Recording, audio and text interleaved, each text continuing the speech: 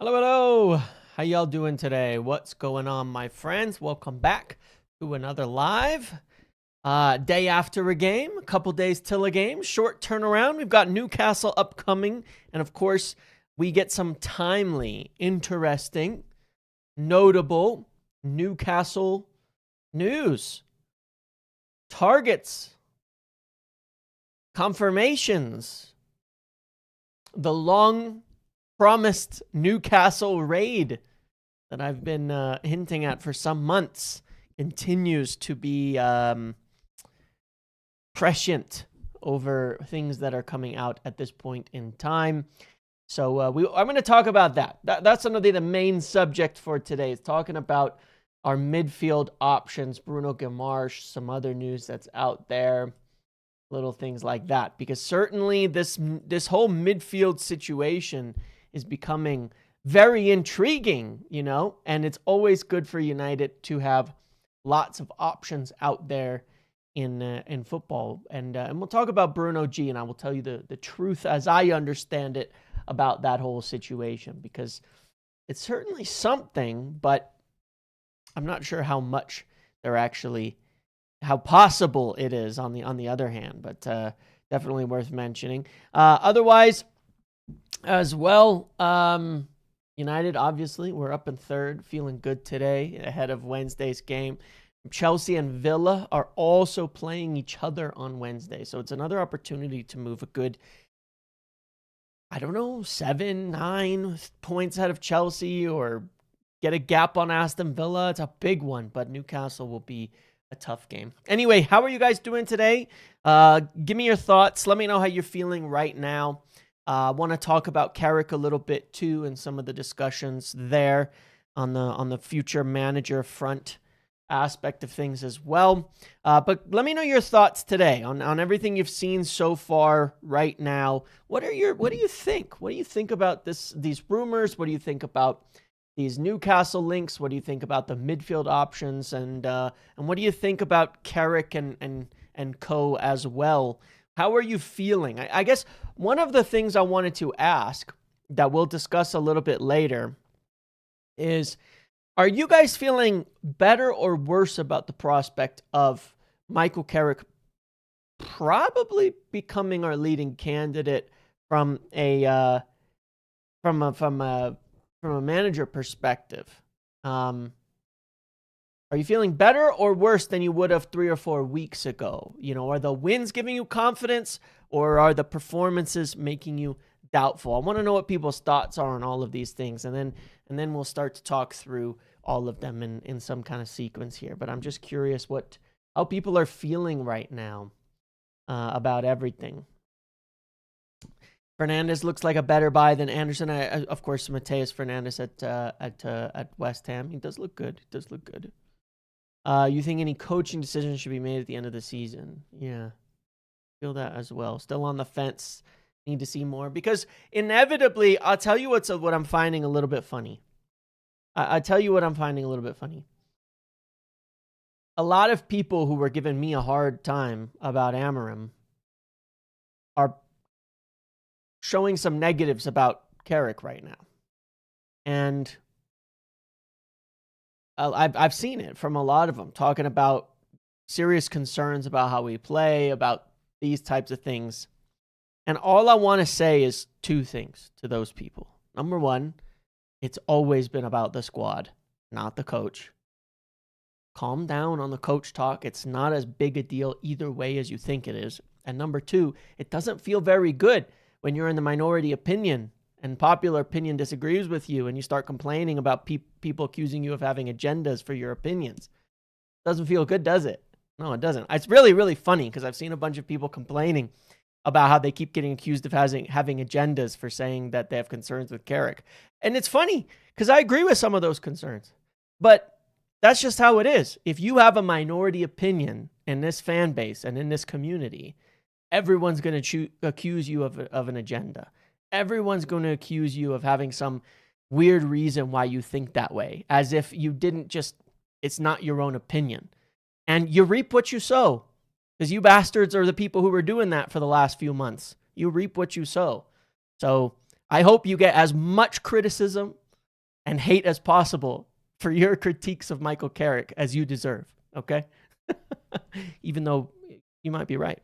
Doesn't matter. Doesn't matter if you're right or wrong. If you hold a minority opinion, you reap what you sow. You spur that on. But no, I'm just teasing. It's whatever. But it is pretty funny. Yeah. It is pretty funny. I'm kind of enjoying the amusement of it because I'm sitting here going, I don't know. I'm kind of okay with Carrick. Don't have a strong opinion either way on the whole thing right now. I'm waiting to see how things end and where we end up. But for me, it's what I've always said. I think that the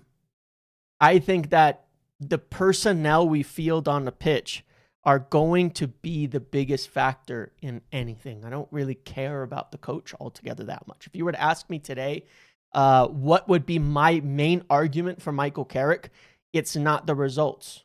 My main argument right now for Michael Carrick to get the job is, one, continuity in squad building. That he's not going to rock the boat on the squad building. He would allow us to get going on recruitment right away. I think his status in the game as a player, as a winner, as somebody who's won titles and Champions Leagues and all of that, you're not going to have issues convincing players with Michael Carrick. Obviously, he's English, these things too.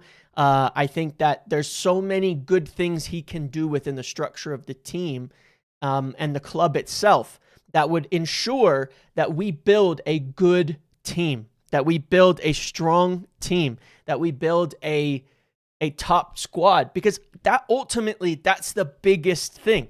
And that's why I want to talk about it first, so that we can talk about some of the rumors and things like that about transfers and all of that.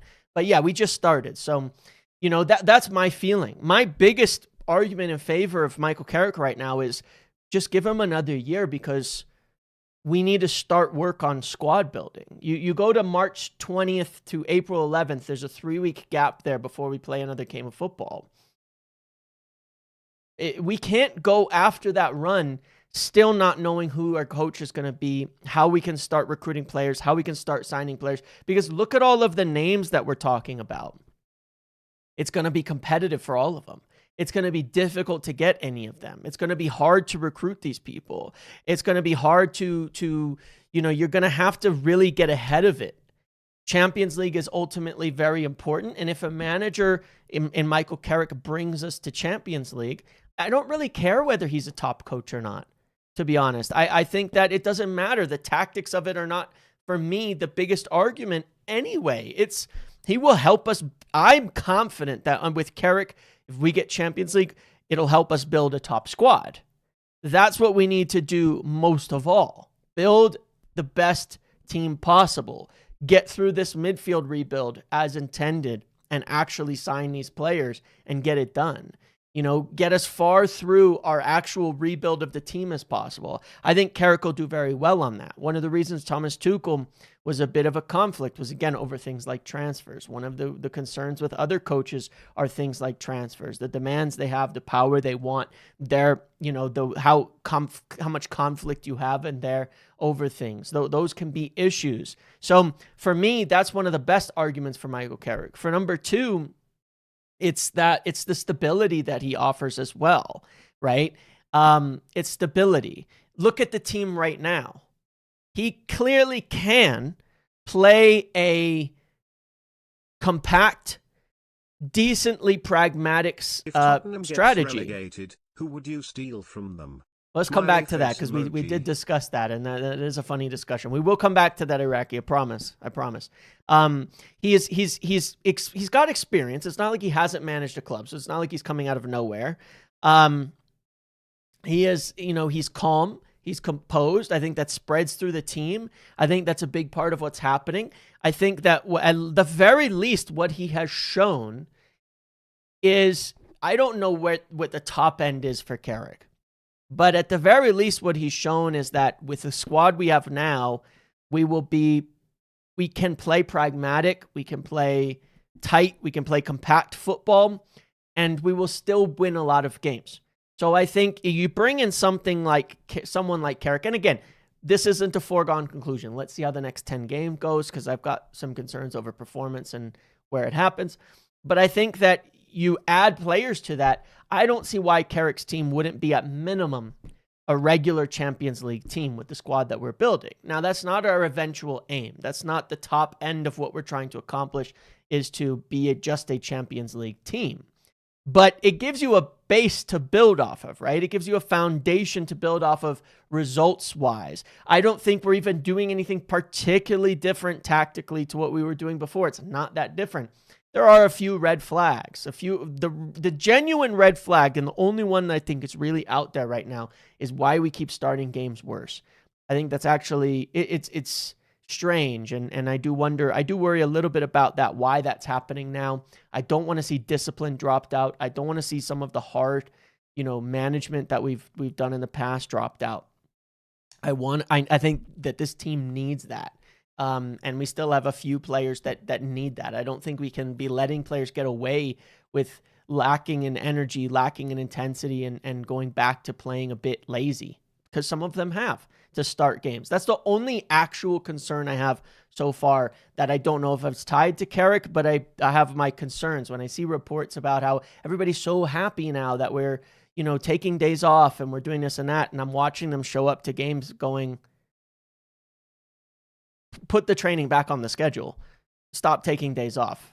Clearly, they're taking advantage of it. Everybody had enough free time to show how hard they were working in Dubai to come in and put in a stinker against Everton afterwards. Like, clearly, maybe there's a balance that needs to be struck here, and we swung another direction too much, because everybody was so excited to show how hard they were working, flying to another country, and then they come back and they can't show that hard work in the game to start. I don't like that. Bothers me. That irritates me a little. I don't want to talk about players' effort and energy and things like that, because I felt that was something that's been solved this season. Don't unsolve that by dropping discipline standards. I think those need to keep being raised all the time and never let go of. That's one thing I would say.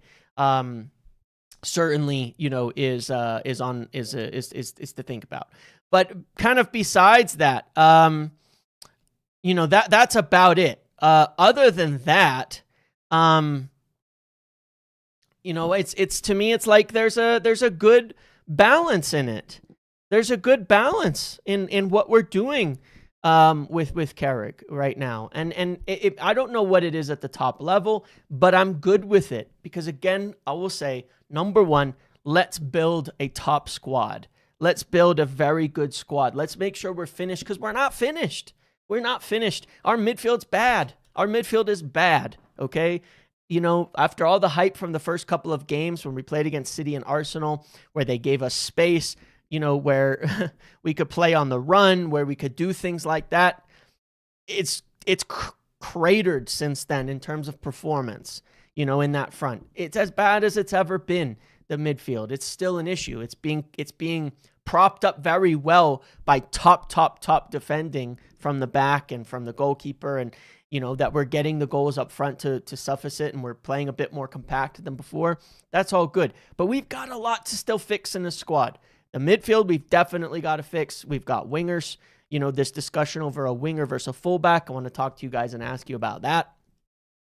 And I still think we need defenders as well. So for me, it's like another really, really good summer of fixing the team. Another really, really good summer of recruitment on the level that we've been recruiting recently.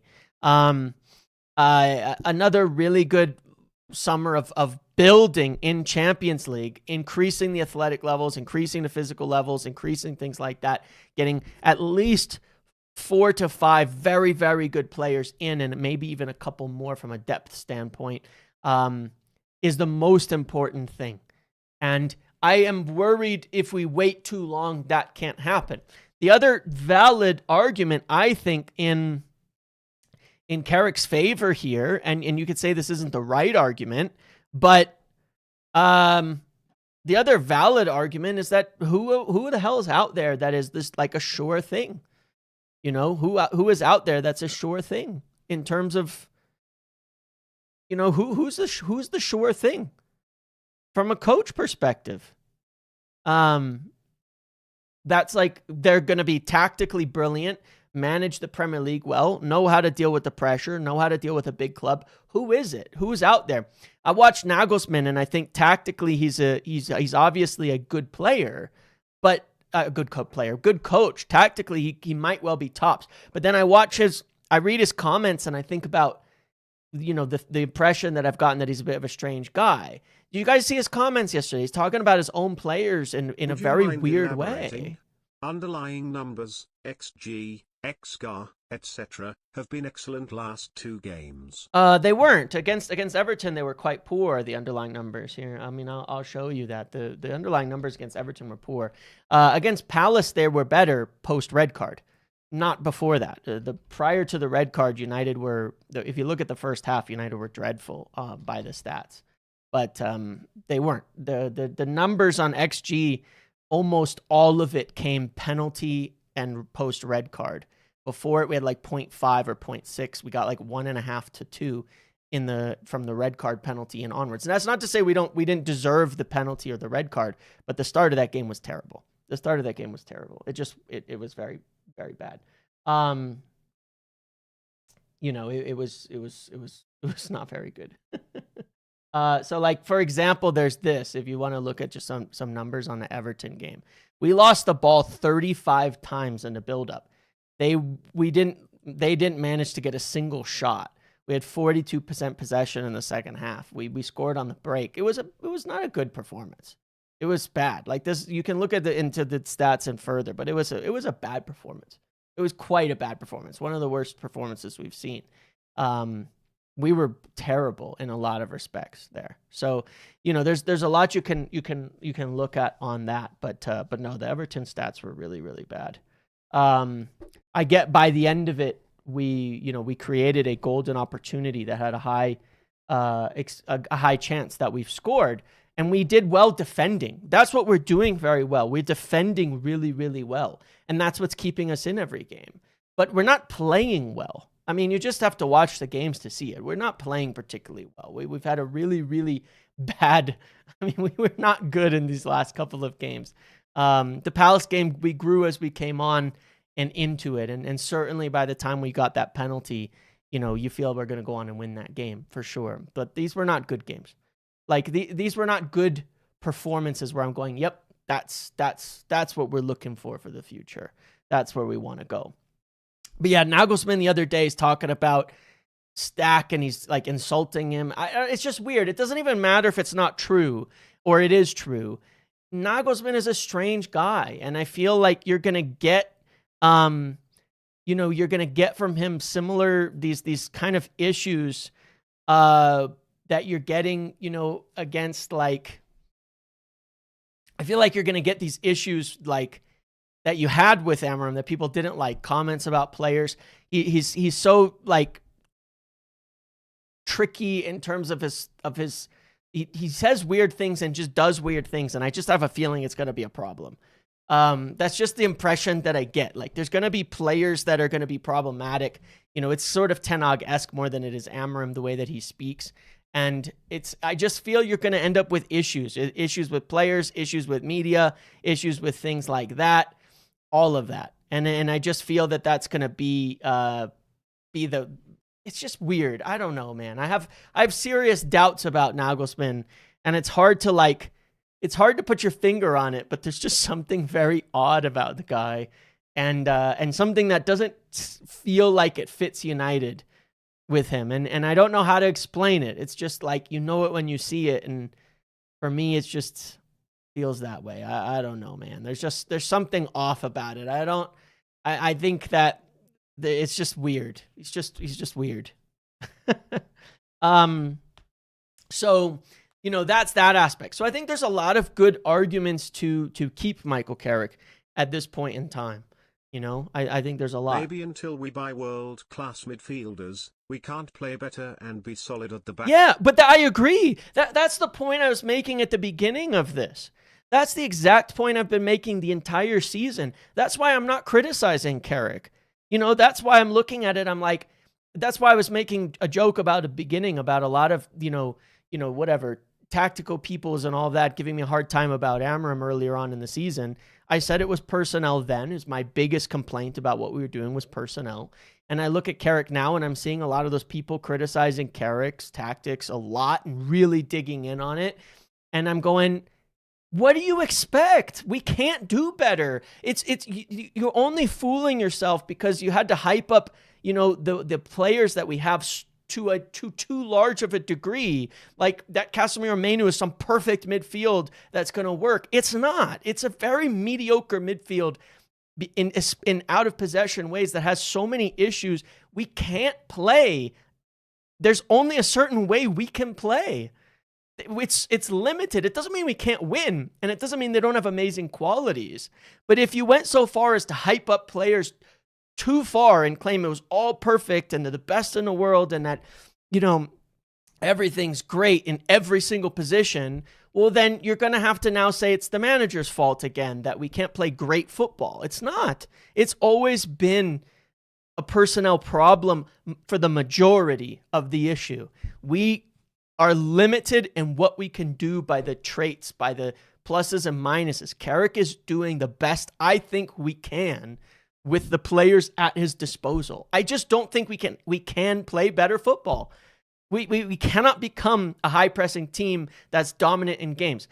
Amram tried it, and we had better attacking stats, and we conceded a ton more goals, right? So now we're conceding a ton fewer goals, but our attacking stats have fallen off. We've gone from second to like 8th in attacking, but we've gone from like 8th to 2nd in defending. So we've just flip-flopped, and clearly one of them is getting better results. And on that point, you have to take Carrick and say, spot on. It was better, to be defensive.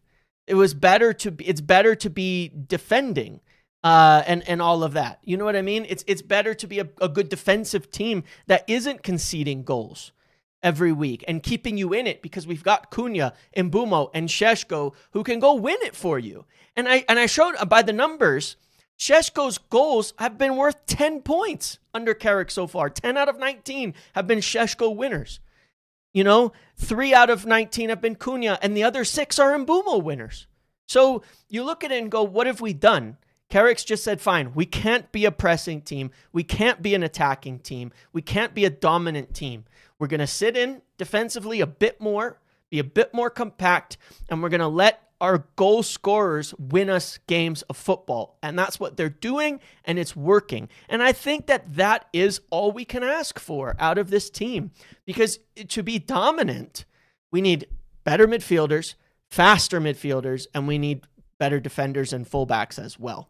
Right? So it's on all fronts that we need improvements behind that front line. So I look at that and I just go, what's the point in criticizing Carrick from a tactical standpoint? So I've got questions about a couple random things. Like I look at it and I go, yeah, I think when you're instructing play, one of the reasons I think we're playing with a bit less energy. Everyone wants a magic bullet and not reality. Yes. Agreed. I think I think it can even explain why we're playing with less energy. I'll tell you why. Because the instructions are more defensive. Naturally speaking, if you are asking your players to be more pressing, like we were earlier in the season when we were one of the highest pressing sides in the league, naturally it takes more energy. It takes more intensity because you have to go out there and press. You have to think about it like if you wake up in the morning and you go for a 6-mile run. I'm not a person who does this, so don't take it this way. But if you wake up in the morning and you get out of bed and you're running, it's going to set the tone for how you are the rest of the day. If you wake up in the morning and you get out of bed and your first thing is to go sit on the couch, scroll on your phone and drink a coffee, it's going to set the tone for the rest of the day as well. You're going to be a little slower, a little less active, a little more lethargic, because naturally you are what you're doing, right? Well, if you think about that from a tactics and a strategy standpoint and an energy standpoint, if you're set up and the instruction is go press, go get high up the pitch, go do this, go do that, and you have to do it. Players listen. They follow the tactics, right? So it's to go press, to go press, to go press, to go press. You start the game pressing. Naturally, you're going to be more energetic. Naturally, you're going to be more, like adrenaline gets pumping quicker. Everything gets going, everything spikes and you're in it and you're going for it. Smash into someone in the first moments, right? Set the tone. Well, if the instruction is to be a bit more defensive, if your tactics are mid-block, when we lose the ball, look at against Palace. We didn't even try to press. Our pressing was non-existent. That wasn't on accident. You know what I mean? If it wasn't an accident, we weren't really trying to press. We settled back into that mid-block. So, of course, we're playing with less energy. That's just, unfortunately, I think that's just normal. That's why my hope is that's temporary. And I think it is. I think it's because the feeling is if we go try to be a great pressing team again, we're just going to fall down and start conceding a ton of goals. You know what I mean? That's the way that I look at it. So the decision has been made. Instead, we're going to be more defensively compact, but naturally it's a little less energetic because you're just doing it, you're just doing it. So anyway, I think that that's part of it as well, but I look at it and I'm just like, what's the point? And now, it was like, I think that, I don't know. Anyway, it is amusing to me. And people saying that the people criticizing Carrick are the Amram defenders, I think you actually have it quite wrong. I've seen a lot of people very, very happy. Most of the people like myself who were more defensive of Ruben Amram are still saying it's not Carrick's fault. It's the squad. It's the team. It's the limitations we have in personnel that don't allow us to take that next step. And that is just the truth. I don't know how else to put it. Carrick's doing a better job at getting us results out of it, for sure. 100% he is. But I think the people criticizing Carrick the most were the same people who are claiming was all the manager before. And the truth was always somewhere in the middle, And I think that's where it lies now. So on that basis, why not keep Carrick and keep going? Just build the squad. If you can get us into... My judgment for Amram, for those of you who were at the start of the season, was if Amram got us Champions League, I would have continued with him. If he didn't, I wanted us to change managers. You can go back to the beginning of the season to some of the red carpet things as well as some of those the trinities I filled in for over there. And that was my judgment. That was my standard. If he got us Champions League, he should stay. If not, I would still consider him leaving. Anything worse than like 5th or 6th, I thought we should change managers. So I'm looking at Carrick and I'm going, same kind of standard. If he can get us into Champions League, let's keep going because we still have more squad to build. We still have more to do at the end of it. Same standard for me. I'd be happy to have him continue if we're getting into the Champions League. Would I have some concerns? Would I have some questions about the job next year? Of course, totally. We all should because it's a different ask. It's a different job. It's a different thing to say. But let's just keep building the squad at the end of it. I think we're halfway into this project. I think we've done a really, really good job. I think we've done a really, really good job. No, we don't, DB. And that's the frustrating part. But that was always my point all along is it is irritating. And now some people are on the other side of it where Carrick is very popular. And now their opinion is in the minority and they're complaining about being accused of agendas. Well, it doesn't feel good. It's not an agenda, but you create that environment when that's what you make it, And it's just silly. That's why I've always said it's just silly. It's not about agendas. It's not about camps. Just support the team. Have your own opinion. If it differs from somebody else, so be it, But give it a rest, Give it a rest. You don't have to criticize people for having different opinions from you and make it this big camp thing in this community. It just doesn't have to happen. It's so boring and it's so pointless. It's going to be very divided at the end of the season, on what happens with Carrick. If we go through that March 20 through April 11th break, we're going to give Carrick, if we give Carrick the job at that point in time or something like that, then you're going to see a lot of conflict and it's so silly. And I'm saying, I don't really care where you sit. Just give it a rest, man. We all want United to win. It doesn't matter where you're at. And I'm saying you don't have to go jump down people's throats who have concerns over Carrick, just like they shouldn't have done that in the first place beforehand. Forget it. We don't need all of this drama over the manager. Let's just support the team. You do if you need engagement for Rainbat. That's true. Just relax. Enjoy. Let's build the squad together. It'll be fine. Let's just do that. We can't control it anyway. It's out of our hands. So let's just see how it goes. Back the team. Enjoy it. Hopefully continue, with signings as good as we did the last 6 signings. It's been fantastic. So let's speak about signings, because we've done a good 30 minutes here on the manager's situation, which is great, because I got me feeling energetic about the whole thing.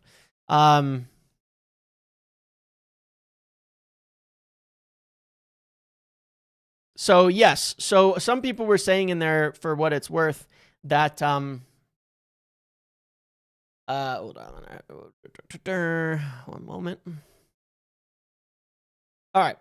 So some people were saying the whole thing about that Fabrizio's kind of been confirming that essentially, Ugarte is likely to leave this summer, has interest from Italy, all of that. For sure. I know. That's why I've been saying for a while we'll probably get 3 midfielders. That's what's in mind for me. Not 1, but probably not 2, maybe 3 midfielders, because Ugarte is very clearly not really in the plans of the club. Omar Barada has the 2-year rule. I would expect Xerxes to leave. I would expect Ugarte to leave. I don't think we have any other guys who would fall into that 2-year category. Delict, but he's not even fit enough. I don't even know if we can sell him. I think Mazraoui's useful. Lenny's still growing. So from that original summer, I think that Ugarte and Xerxes will be leaving this summer. I think it's more than likely that both could leave this summer. Back to Italy. I say back to for Xerxes, potentially to Italy for Ugarte, according to others. That's where he's got a lot of interest. So I do think we'll get 3 midfielders this summer. I think that is distinctly possible that we go out and get 3. Mason Mount, yeah, he's been here longer. The problem we have with Mount is that because he was signed by the previous regime, the wages, $250,000 a week. My only worry with Carrick, is he a good manager besides football? Amorim really helps us be a closed-knit group, building and establishing standards. Maybe with Carrick we can go back to player power.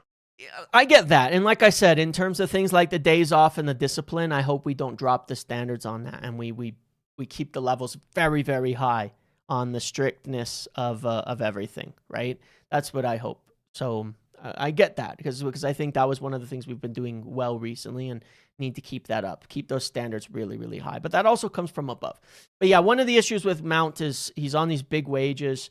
So the decision will have to be, do we want to loan him or not? Next year, he'll be on 1 year left. We could probably move him on at that time. But this summer, we'd be looking at best at a loan. So yeah, I'll answer that question, Lexi, here in just a sec. So these are the names, right? This is a story. This is the new story that comes to us, which is we're looking for Casemiro as a replacement and to estimate that the budget for the midfielder signing this summer will be 200 million euros. Now, again, I don't think that's 1. I think that's 2. Plus potentially more sales, and Ugarte potentially that could bring us to 3.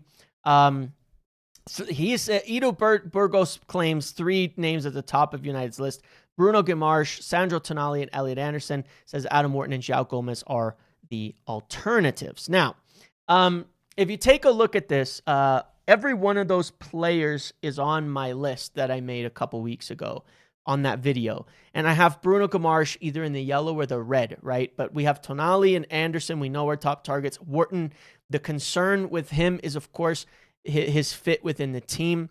Wharton and Manu is not the midfield that they're looking for moving forward into the future. I can say that there's doubts on the fit of that, which is why he's not the top target right now. João Gomez continues to be an alternative. There are definitely more names. Carlos Baleba, I will tell you, is still certainly somebody that United have maintained the contact with, 100%. He is certainly somebody in that camp that they have maintained contact with. But I think those other names are true as well. I don't think that's a complete list, but I think that most of those names are accurate. Bruno Guimaraes, though, here's the problem. Bruno Guimaraes is a very, very good player. He's a very, very good player. He's turning 29 next season. And he would be likely very expensive. And so everything I've heard about Guimaraes, while I've had him on our list, and I know that that this Newcastle kind of raid thing has been something that I've been talking about for months, about us looking to Newcastle players, keeping an eye on that situation, because a lot of players potentially will want to leave Newcastle as well. But the concerns with Guimaraes are age and cost, okay? That's the concerns with age and cost. If he is significantly expensive, like 90, 100 million, they're generally not in the... That's the concern. I don't want to say they wouldn't do it, but I can say from what I've heard, it's certainly not exactly in the bracket of what they've set out as their strategy. It's on the edge. He's not old, is Bruno G. He's turning 29 during the season, but it's quite expensive. Quite expensive. So the question would be this. Bruno Guimaraes is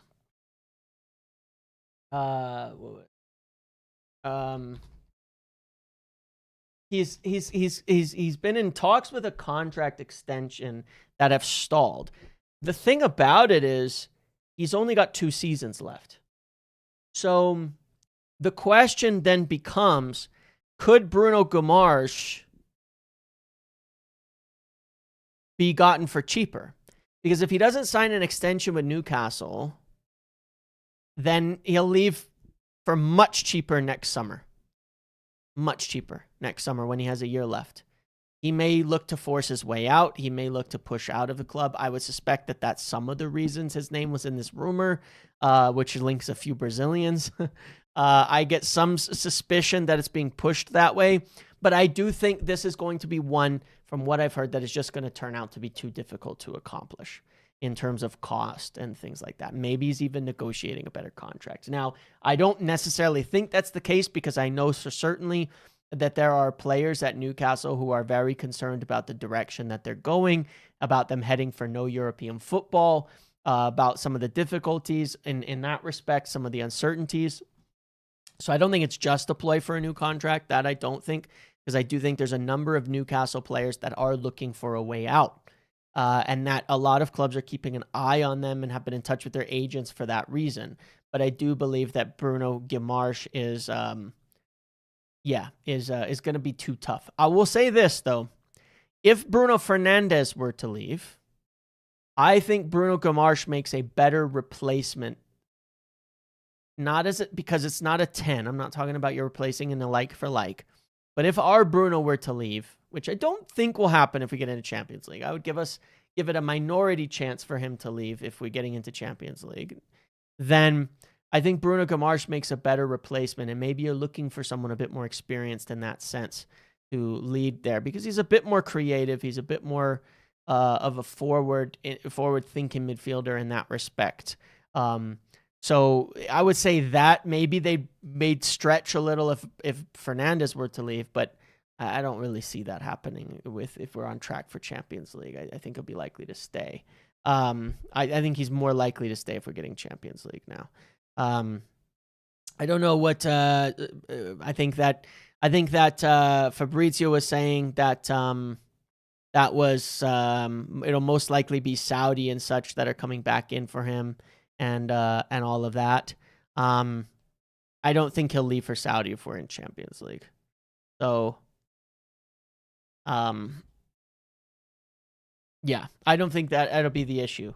So I don't think that he'll want to go to Saudi over staying for United in Champions League. So Bruno G, I think Bruno G and Tonali, they might be alternatives to Elliot Anderson, but that's not necessarily true as well, to answer that question in specific. I wouldn't look at it like alternatives.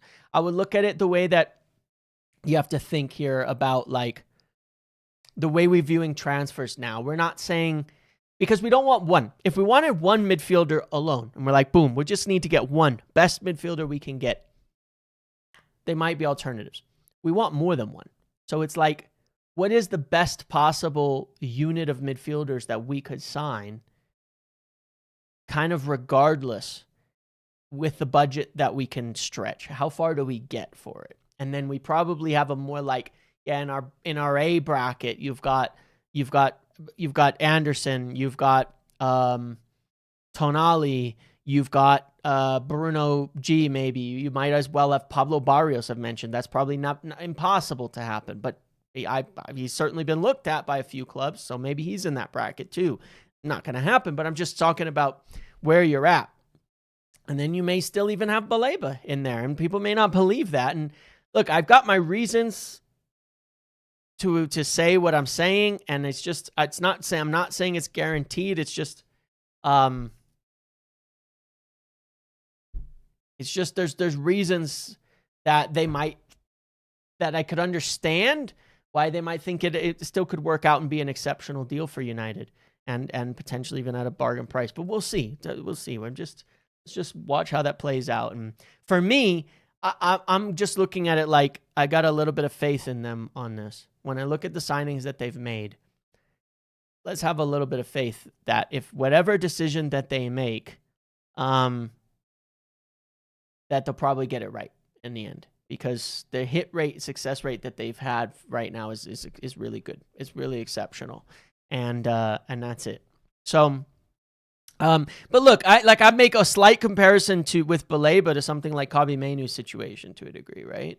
Like, wasn't good and wasn't playing as much under a different coach who didn't seem to have an interest in him. Maybe a similar thing going on elsewhere too. But the reality is that when you look at profiles, most all of these players are giving us something. And that's probably why I would say Wharton has moved a little bit further down the priority list, is that the first priority is no matter who we sign in terms of our big midfielder, they have to be an elite athlete. That's kind of number one. They've got to be an elite athlete. They have to have elite physical traits, because we're so far behind in that department. You know, we are so far behind in the physical department in the midfield. It's crazy. That doesn't mean they should just be a road runner, but I'm saying they have to have that. That is something that is like very much near top of their list in terms of traits and all of that. Is that physical profiling in that midfield. Now, obviously, when you're spending big money, you want the physical profiling and you want technical ability and all of that as well. And I think all of the names we just talked about in terms of top targets agree with that. I think they all fall into that bracket. And if someone like we've talked about, Kamavinga, was available this summer, you would agree falls into that bracket too, and he would certainly be of interest to United. So it's just kind of like that in that sense. So Bruno G, I think it's unlikely, very, very unlikely due to cost and age. He's on kind of the edge of probably what they would consider signing. So you'd have to say at the prices that are being quoted, 90, 100 million, things like that, that you're probably not going to happen. But, we'll see what happens with Newcastle this summer. There's crazier things on that front that have happened. But right now, from what I've heard, I would certainly put it as an unlikely scenario from anything I've checked out on it. The other ones are obviously much more realistic. But keep an eye on Newcastle players. I made that video last week for a reason, talking about all the players we should try to nab from different clubs. Iraqi, you asked earlier about Tottenham. I think I listed in that video Bergvall and Archie Gray. But, Pedro Porro I would take as well. I would absolutely take Pedro Porro. And look, I think that after midfield, I think we need a fullback more than we need a I think we need a fullback more than we need a winger. I think we need that. We need a fullback more than we need a winger, because I look at it and I go, all right, Dorgu could definitely be an attacking left fullback in a 4, but he's literally never played there at United yet. We don't know if we're going to see it. Hopefully he comes back in time to get to do that and play in that position. Let's hope we get to see that. But one of the problems we definitely have... Anderson, Bale and Edison for 200 million is the best business at United, I think. I think that's a great unit of 3 players. I would be very happy with that, certainly. I think there's other options you could do within that 200, but I would love that. I think that'd be great. But I kind of look at it and I go, we don't know. We don't know if Dorgu can be that left back attacking player or not. We don't know. So we have the concern on the left. We do know that on the right, we do not have a right back who can attack. Like I said before the lead up to the game, people, enough with the Dowlow PR, because it just results in a backlash, because he's gonna have these games every few games. It just happens. I think Dowlow's a decent player. I think he's probably been overhated at times, but he's definitely also way overpraised at times. He's not an attacking fullback. He never will be. He has not shown any good qualities in the final third of an actually attacking, like a strong, from an attacking fullback standpoint. He doesn't have the qualities. He doesn't have the crossing, doesn't have the decision making, doesn't have the shooting. It's just is what it is. He's not an attacking fullback. Neither is Mazraoui, for what it's worth. I think Mazraoui is an all-rounder, quite a good technical, consistent player. I think he did a good job when he came on the left. But we do not have a right side attacking fullback. With Dorgu, it's a question, and I think he could be that guy on the left when we need it. But if we want to shift our right fullback up, we don't have it. We don't have it. That's why Ahmad was out there. That's why Ahmad was at right wing back. That's it. That's why Ahmad was at right wing back, because we don't have an attacking fullback. It ain't happen. We just don't have it, and that is a missing profile from this team right now. It's for sure a missing profile in this team, and I think it's more missing than a winger. I just do, because I think Cunha gives you way too much to take him out of the team. In so many big moments. Like, I don't think a winger would have made us better yesterday. Cunha ends up being absolutely vital in what he does in so many different games. You throw a left back outside of Cunha.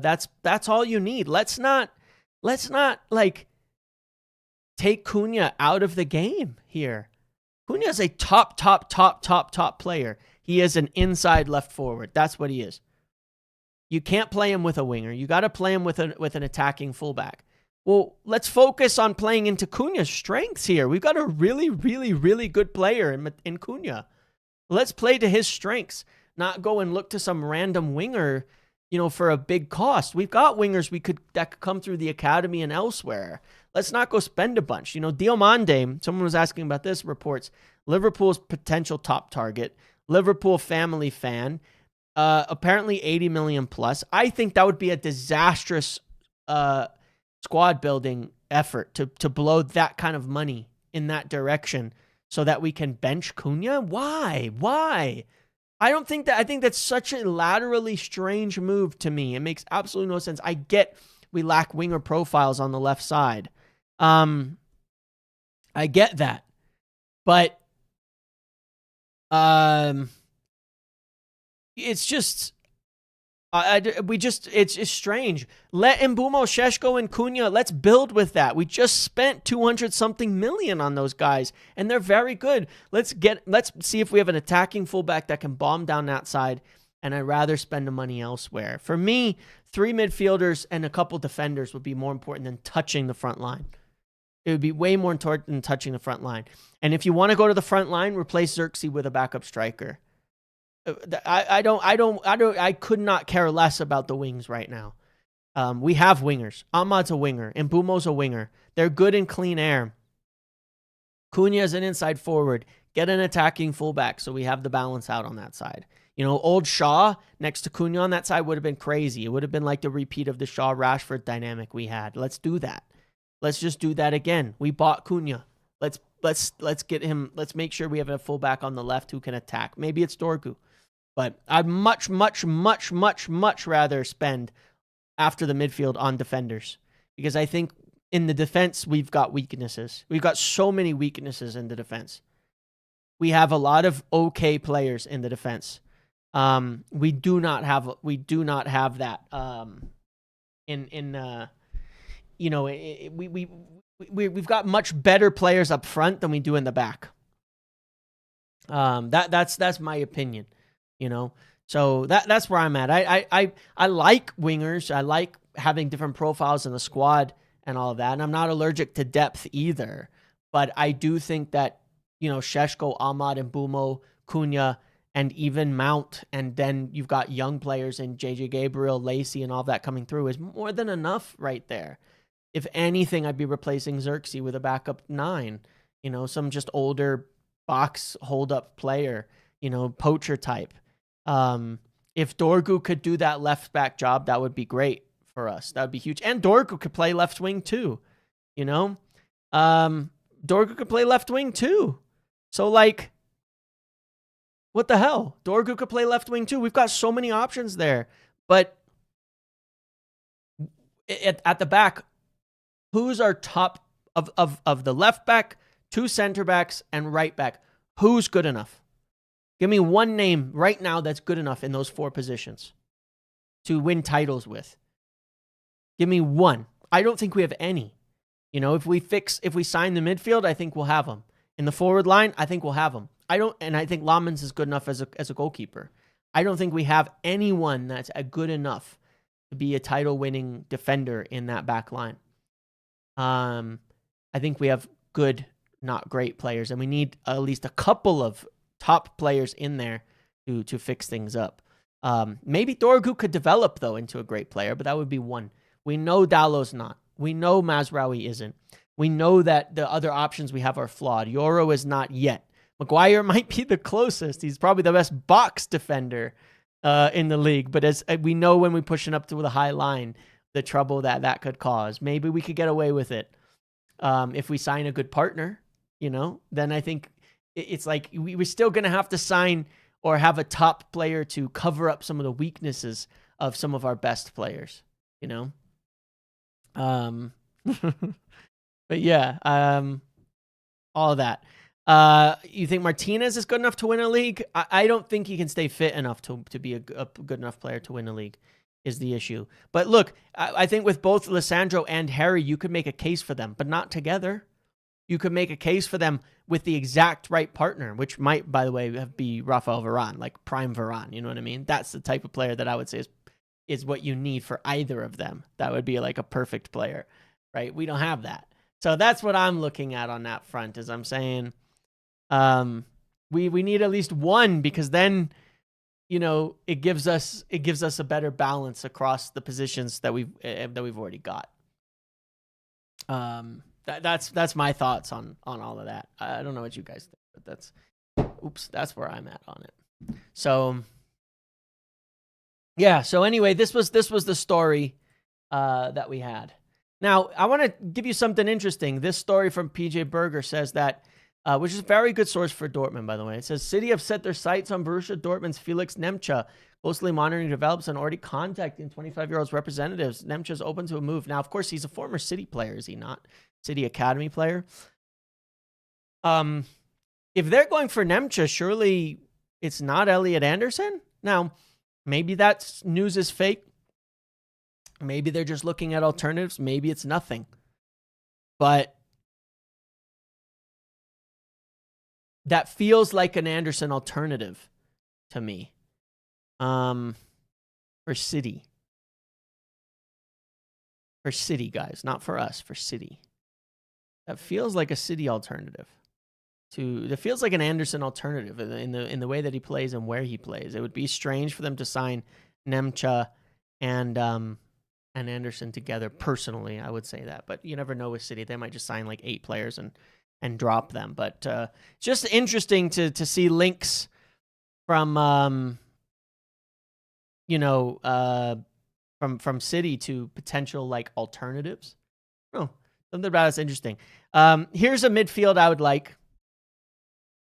I'm just saying, if we didn't get Elliot Anderson and we did go for that Newcastle raid, I think this represents a balanced midfield 3. If you were to switch to a flat 3, I know we've discussed Baleba. I know some people don't rate him right now, but I'm just saying in theory, I think that could make for quite an interesting midfield. But actually, I just wanted to pull these 3 players up so you could get a look at them. Like I say, you can kind of see the balance in there, right? If Bruno G is a little more attacking, that's why I said I feel he'd be more like a Bruno replacement. Tonali's definitely like your box to box. Baleba's very much a defender. Anderson's a bit of everything. A bit of everything, for sure. Yeah. Just an interesting one. Where's Cobby playing? He could be one of them.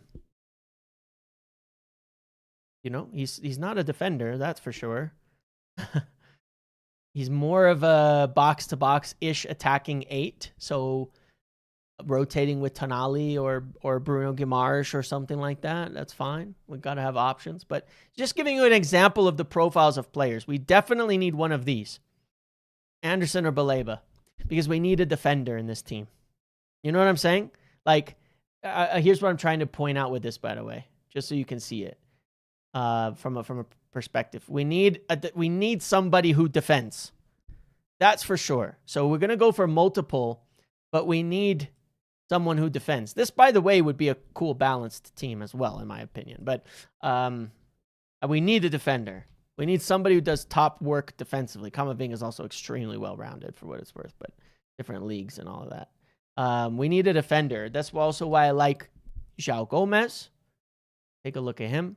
He's good. He's a good defender, good ball carrier as well as an alternative. I know Anderson's not a 6, but he does a fair bit of defensive work. So Baleba's like a pure defender. Anderson is not. I'm just saying we need traits. I'm not talking about positions. I'm talking about traits. We definitely need athleticism and defending and a good engine. We need players with top, traits in those areas. There's no doubt about that. Forget the positions for a minute, because we don't even know how we're going to set up next year. We don't even know what type of midfield we're going to play next year. Onana shows up very well on these things too. Not Andre. His name's not Andre, okay? Onana shows up very well on there as well. I'm just saying traits-wise. And these are just stats, so don't take this as like, I'm just saying these players are good at that. They're just stats. But what I'm saying is we do need what these stats may represent, which is strong defensive traits. We're going to need at least 1 or 2 players with very strong defensive traits in the team, no matter what we do. So, I don't think you could go just sign Bruno G. That doesn't make sense. It wouldn't be a balanced midfield. I think even just going and signing Tonali would be questionable. I think you'd leave yourself pretty open in the middle for that. But if you were to sign, Tonali, and I'm not saying this is what we'll do. You might be underwhelmed by this. But if you were to sign Tonali and João Gomez, well, then maybe it's a little bit better. If you were to sign Tonali and Baleba, then it's a little bit better. I'm just giving some kind of examples of that. Can I put a midfield of Ederson, Baleba, and Wharton? Sure, why not? No, you said Ederson, Baleba, and Anderson. Sure, I think that's also pretty balanced. You get a lot. You might be dropping a little bit offensively from what you had before, but you'd have to make up for that. You'd have to make up for that by having good attackers at fullback. You know what I mean? If you were to do a midfield like that. That's the other reason I think we need better fullbacks, by the way. Let's say Bruno Fernandes does leave us one day. I know it's never going to happen. He's immortal. Nothing's ever going to happen. Bruno will be here forever. Let's say he does. Because for some reason, people get really mad when I suggest that it probably will happen someday. I'm not pushing him out of the club. He's been... I gave him massive praise yesterday. I think he was one of our only good players. Even some people who usually... I usually agree with on Bruno criticism, disagree with me there, but I thought he was a lot better yesterday. But if he does leave someday, we will need more creativity from our fullbacks. A lot more than what we're getting. One of the reasons we're even getting away with our fullbacks being as mid as they are in the final third right now, mid to bad, is because of Bruno, right? If you're losing a player like Bruno, you're never going to replace him, 1-to-1. You need to create within the team, and we can't do that right now. That we just cannot do. We cannot create within the team enough yet. You got to spread it out, right? You have to spread it out. God, Shaw doesn't even show up as a fullback because he hasn't played there enough. But like this is Dallo. I can't get Shaw to pull up now because he played as a center back, Shaw, most of the year. Like this is Dallo, Not great defensively. Progression is his best thing. It's just okay. You know, it's not enough creatively. Dorgu could potentially be that guy, but yeah, we got to replace it in the aggregate. But that's another reason why I think we need fullbacks, because if we're looking into the future of Bruno potentially leaving in the long term, we've got to have better creativity spread out through the team. We need a lot more around the whole team. Try Onana, Kabi, and Anderson. Sure, it's going to be the same issue. It's good. It's got things that are good. I've got all things that are good, you know, but this is probably balanced. It's probably a great balanced midfield. We still need more creativity somewhere. We'll still need more creativity somewhere. Compare Dallo to like Hakimi.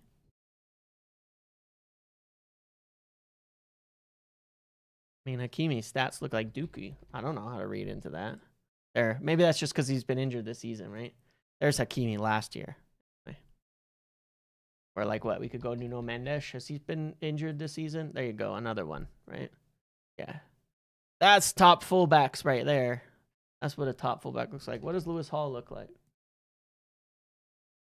Wow, he's got great dueling. Pretty impressive. I mean, at 21 years old, Lewis Hall is going to be one of the best business. I do have high hopes for Dorgu, though, which is why I want to see him at fullback, because he's got good stats. His progressive passing is kind of crappy, but everything else Dorgu had really good numbers on before. And so I like to see Dorgu back over there in that position. Dia for Coyote. Yeah, they're good players. It's hard to, again, those are players that are their stats are going to be really, really, like, they're not going to be good possession adjusted because they're playing on small sides that don't have a lot of the ball. Play Dorgu at right back. We're just not going to play a bunch of lefties on the right side. Brown, Nathaniel Brown, you want to look at that? That's certainly a name we've kept an eye on. Yeah. His stats are funky. Hold on here. You can see, like, shows up really high in certain things. I think Ahmad's look like his. Hold on. Because he played at wingback for a while. Different asks, different positions in that respect. The problem with Livramento is injuries, and the kind of the issue we have with Newcastle is there's difficult downsides to a lot of them, right? Lewis Hall's probably going to be impossible. Livramento's got injuries. Bruno G's a little older and too expensive. Tonali might be in that kind of sweet spot where he can do everything, and he might be worth a hell of a lot of money, and it might be worth it. So I wish Livramento didn't have these injuries. That's the biggest concern I think we've got there. But we'll have to keep an eye on the whole Newcastle situation. I mean, anything could happen on that front. And I'm very aware of these guys who, you know, these clubs that are struggling right now financially, that are having a hard time. We've got to keep them in mind. But so, yeah, United will look to 2 or 3 midfielders this summer. The links to Bruno Guimaraes of Newcastle, certainly one worth at least paying attention to. There's an interest there, but the age, the costs associated with would be rather difficult. Could be somebody if he pushes his way out and the contract continues to stall, but definitely more likely that they'll be looking still to Elliot Anderson, to Tonali, to Carlos Baleba, and others. And Ugarte is likely to be sold, so you could see 3. I doubt we'll be spending $100 million on all 3 of them, you know, but 2 of them could be expensive. 1 of them could be a more affordable option. Mateus Fernandes, West Ham go down, could be a budget option there. João Gomez as well certainly is expected to be cheaper if Wolves are relegated also, and would make for a really, really nice depth 6 to replace Ugarte in terms of profile.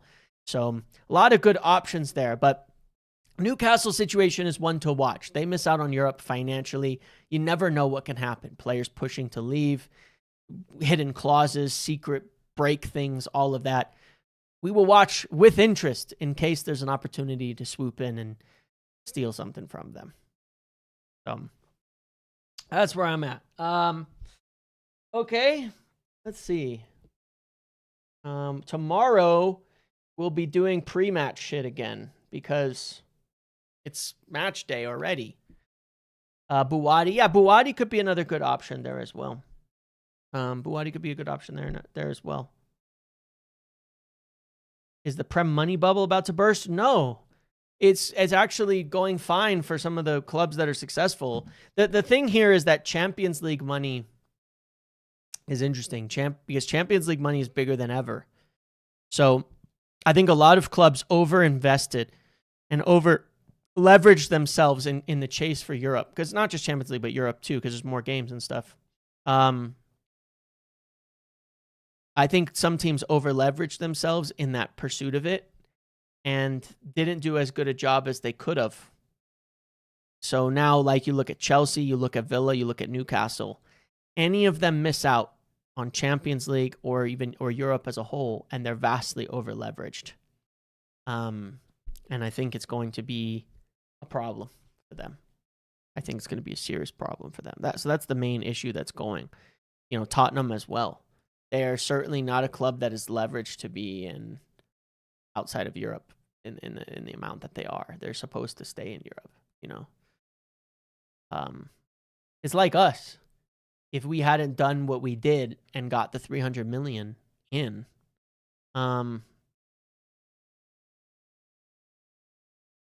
then we would be in big trouble being outside of Europe. For sure. Richarlison if Spurs get relegated. I don't think I could handle Richarlison being on our team, to be quite honest. I would take Solanke as another striker, though. But yeah, I don't think I could handle Richarlison being on our team. He's an interesting player. I mean, I think Richarlison is a decent player. To have around his depth and such. Just, yeah, I don't think I could handle having that guy on our team. I think so. But yeah, tomorrow, guys, we'll do pre-match. We'll do votes. We'll do all of that. The picks for Newcastle versus United are already up. Anthony Gordon, he's not scoring against us. We can't allow that. Cunha, I think, could have a decent game. United to score over 2, under 3 goals. I think it's going to be a higher scoring game. I think it's more likely this is like another 2-1, or it's like a 2-2 or a 3-2, like something kind of crazy, because both teams, I think, are going to go for it. Newcastle always go at us. There's always goals when we play Newcastle, a lot. So I've made some picks there. The links are below to that as well. But we'll be back tomorrow to do squad vote, short turnaround. We may need some changes. It might be good to see some changes. But I would definitely keep running. It's interesting. A lot of people are saying, one of the takes that I saw a lot of people saying that they were giving Carrick a hard time on was about dropping Ahmad, saying he's our only good one-on-one winger and that we should have dropped Mbeumo. I completely disagree with that. Not because I don't love Ahmad. I think Ahmad is one of our best players. But we had Ahmad, and we were shit against West Ham and Everton. I'm not saying it's Ahmad's fault, but it's not like it fixed it. I think the bigger concern for me is how bad our fullbacks were in that game. Because Mbeumo was playing in front of Diogo Dalot against, who did we just play? Of Crystal Palace. And Dalot was missing every pass. So I think if Dalot could have completed passes, Mbeumo might have had more effect on the game. I'm not saying Mbeumo had a good game, but I don't know. I think it's a bit unfair to judge on that basis. The fullbacks, to me, again, it's sort of pointless. I think it's more about the fullbacks than it is about the forwards. Let's let Ahmad come on and make an impact. If I were to put Ahmad anywhere, I'd put him at right back. If I wanted to make a change, not for Newcastle, but in general, like I wanted Ahmad on at right back because I thought he'll do defensive work, but it'll help us get the damn ball forward, which was not happening. So we'll see. A little more space for Mbeumo. But I look at problems generally back to front. Dalot was poor getting the ball forward. Midfield was bad. it's hard for me. I can't. It's hard to blame the forwards in that case. It wasn't like we were getting the ball up the pitch really well and they couldn't make it stick. We were just terrible at progressing it. Yeah, and I think Ahmad has a much better rate of scoring goals and contributions off the bench than he does as a starter. Probably, he gets to take players on and things like that more, but it's fine. Ahmad's also fasting too, right? Yeah, I don't know when Ramadan ends, but that can make it difficult. So maybe the rest and all of that will work for him, make it better. I definitely would work. Like, I think it's okay to have depth, but I just don't think we need it to be a problem, and I don't think that Ahmad would have like suddenly made that game magically better, because I don't think Mbumo's struggles were the reason we weren't doing well. I think it was more the opposite. Mbumo was struggling because we were so disjointed in getting the ball up the pitch and we could barely progress it. That's my feeling anyway. So there you go. All right, guys. Thank you for hanging out with me today. I appreciate you all very much. Please do make sure to drop a like on the video. We're at 137. It means a lot. It's been a really nice, calm, fun stream discussing all of this with you all. I hope you're all doing wonderful. I hope you're enjoying the game. I hope you're enjoying the win. And we'll be back tomorrow, and then we'll have match day, of course. And then we got a little bit of a layoff until the next game, 11 days. Not as long as last time, but a little bit of a layoff. And a few more before a very long layoff after that. So, all right, everybody. Thank you all. Appreciate you. Enjoy the rest of your day.